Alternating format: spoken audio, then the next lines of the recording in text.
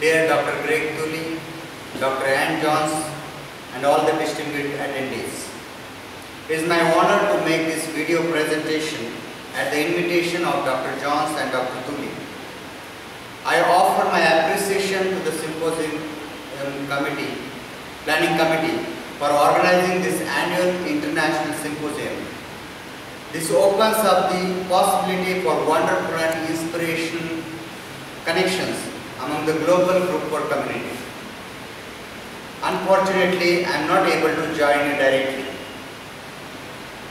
At the outset, let me acknowledge and appreciate the organizers for accommodating me through this video presentation. I am going to present about self-help groups that has become instrumental in giving the voice to the disadvantaged people in India. While talking about the practice of social group work and the self-help groups in India, I will be presenting before you a very brief socio-economic background and the cultural context of India.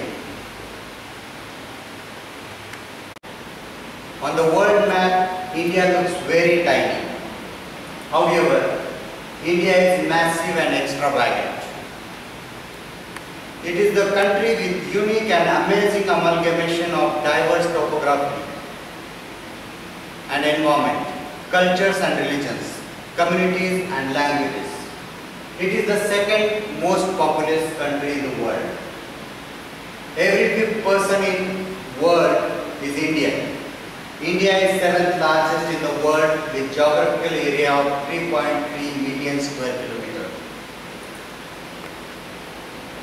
The cultural and social context of India, the lifestyle of people, is more of community and group oriented rather than individualistic.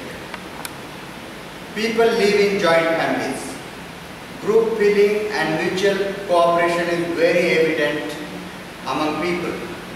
There is a strong sense of belongingness and we feeling interdependence on each other. Economic condition of India, the cultural context and the ground realities of Indian context leaves great scope for groups and community work. The Indians lives in groups. The community life is the core of Indian lifestyle. Everything we usually say, everything happens in community except honeymoon. We can see that the cultural and the social life, the people live in joint families. Group feeling and mutual cooperation is very evident among people. There is a strong sense of belongingness and we feeling interdependence on each other for physical and psychological needs. This leaves a great scope for effective practice of social group work. For the social work interventions in India, the issues and challenges are also community oriented rather than individual oriented. The challenges are like poverty and unemployment. India is lagging behind.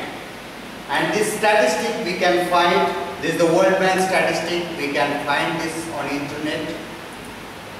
Health and malnutrition is another issue where India again lagging behind. India's contribution to the underfed burden, children under 5 years of age. This is self-explanatory. Again on the global hunger index, India is lagging behind. The issue of sanitation, the issue of education, the issues concerning discrimination and atrocities based on caste and gender. These are all the issues which are more of community oriented rather than individual. Self-help groups prove to be very effective strategies to deal with these various issues. The development organizations in India largely follow the strategy of self-help groups. Even the government has adopted the strategy of working through self-help groups. The statistics of self-help groups speaks about, this is just a statistic of the self-help groups formed and operated through NABARD. This is National Bank for Agriculture and Rural Development. We can see the statistic which says that by 2010 there were about 6.9 million self-help groups. Now these are the groups only which have taken the help from the bank, financial assistance from bank. In order to know the self-help groups in India, let's watch this brief clip of World Bank to understand the self-help groups. In this tribal village in southern India, babies, especially female babies, are often seen as nothing but a burden.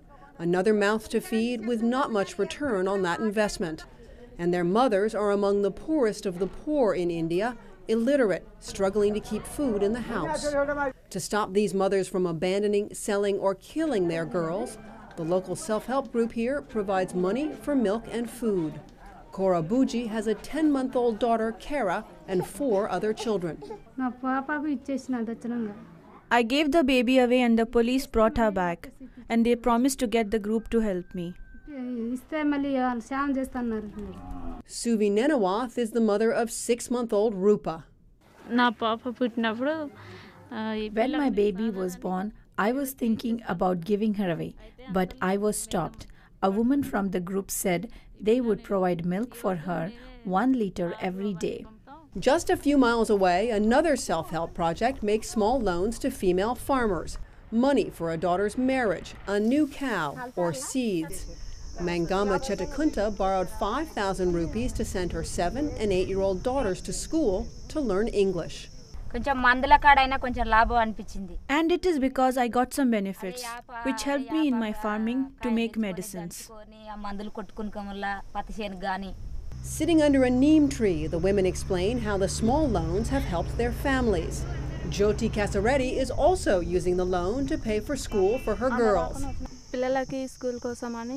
From this program, I took a loan of 10,000 rupees for my children's education. There are women's self-help groups in every village in the state, 600,000 such groups in Andhra Pradesh alone, reaching 8 million women, nearly 90% of the state's rural poor. This group provides training to 519 disabled people from 42 villages. The people here are encouraged to engage in the community, and the community is encouraged to engage with them. Bhagalakshmi Andrew's daughter, Ashwini, gets therapy to strengthen her muscles and her attention span. With the help of the self-help group, I am able to take my daughter to hospital every month. The goal of the self-help groups is not to just help raise women up. In the next few years, members of groups like these hope to also erase the stigma and discrimination that others, like women themselves, outside of society have felt for generations. I'm Allison Schaefer reporting. As I mentioned, the government organizations, the voluntary organizations and all the development organizations are using the self-help groups as a strategy for development, and this is evident enough that we can understand from this clip. Now, the study of SHG shows the approaches and the models that are being used by the government and NGOs varies. It depends on the ideology of the organizations or the project. The promoters of the SHGs, they follow their own ideology, and there are different models of SHGs exist. There are 3 broad categories that we can make of these approaches and models. The first one is a minimalist model. Now this model talks about the savings and microcredit and microfinance. It talks only about financial transaction. It tells people, teaches them and educates them about the importance of savings, that puts them into the habit of regular savings. It also provides them the microfinance for their financial needs. This model is limited only for this purpose. There are large organizations are following purely these models.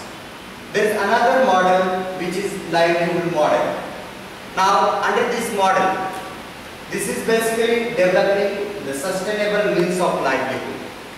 It encourages people to have the sustainable means of livelihood. It encourages people for the basic training, entrepreneurship development trainings.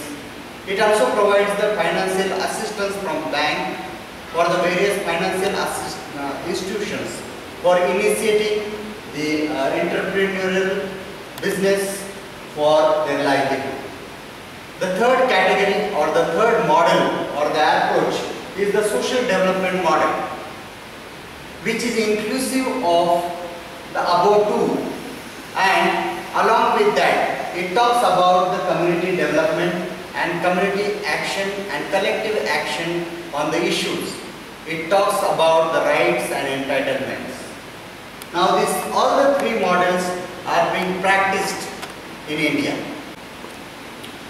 The various studies about the impact of self-help groups in India proved that the self-help groups has been very effective in bringing about change among the disadvantaged people, especially the women groups, women who are disadvantaged most in India.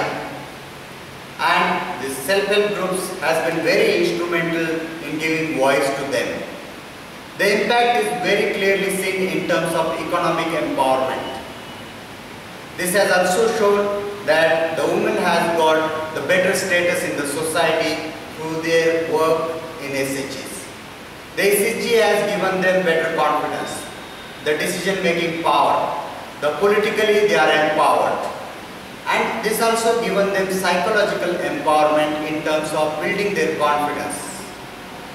All this proves that SHGs are very effective strategies.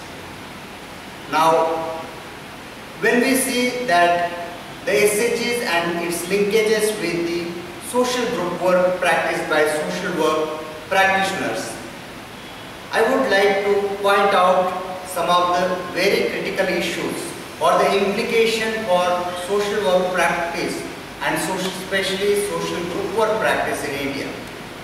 The issues are like the SHGs, all these SHGs are largely promoted by untrained personnel.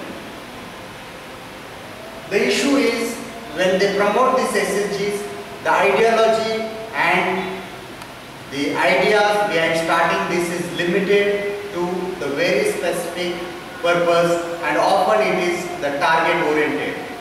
How many groups are being formed? How many groups are being promoted? Irrespective of the qualitative change that groups bring about. Very often the specialized skills required for social group work are not recognized. India, we have not yet recognized social work as a profession, and that definitely has its implication. Anybody can do social work, and anybody can do group work, and anybody can do these practices with communities. That is what understanding among the people, and that leaves great scope for harming the people. The social work do not have the professional status, and its implication is the theoretical understanding required for group work processes are not being understood and not being followed, and that again gives the scope for harming the people. Need for exploring and establishing linkages of social group work with reciprocal model of social work is very essential. These are the few issues that I have pointed out for reflection and for the reflection before the international community thinking about social group work. There is great need for promoting the social group work in India. The group work is being understood as the special group, self-help groups. Often it is misunderstood that just forming groups is the social group work, which is not there.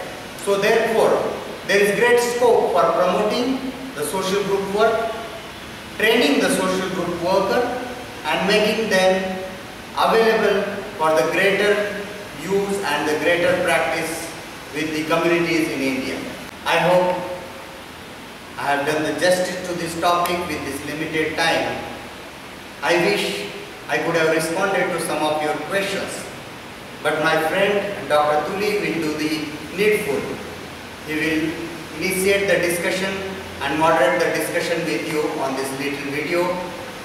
Thank you very much, and thank you very much Dr. Ann Johns and Dr. Tuli once again for giving me this opportunity to be with you through this video. Thank you very much.